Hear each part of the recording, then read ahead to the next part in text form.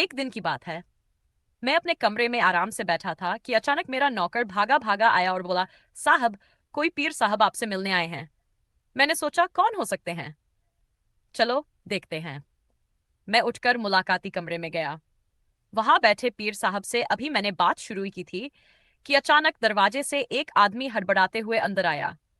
उसकी हालत देखकर साफ लग रहा था कि वह बहुत परेशान है।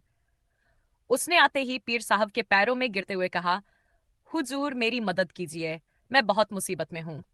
वह कांपते हुए बोला, सिर पर 200 रुपए का कर्ज है, कुछ भी समझ नहीं आ रहा कि कैसे चुका पाऊंगा।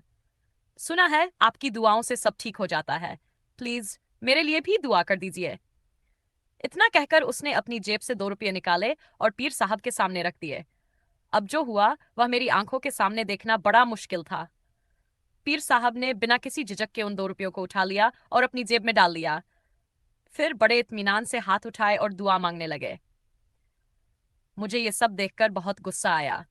मेरा दिल कह रहा था, यह क्या मजाक है। मैंने भी वहीं खड़े खड़े अपने हाथ उठाए और ऊंची आवाज में कहा, या अल्लाह, इन पीरों को सही राह दिखा जो तेरी दी हुई अक्ल और तेरा नाम लेकर लोगों को लूट रहे हैं।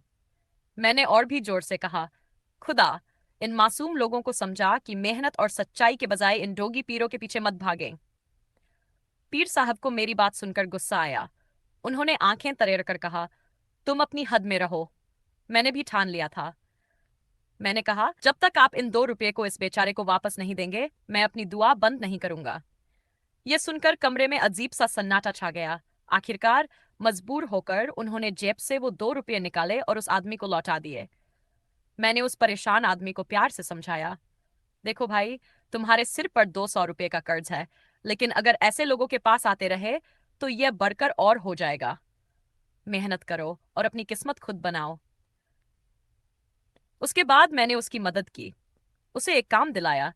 उसने मेहनत की और धीरे धीरे उसकी जिंदगी पटरी पर आ गई। ये पूरी घटना मेरे दिल में एक गहरी सीख छोड़ गई।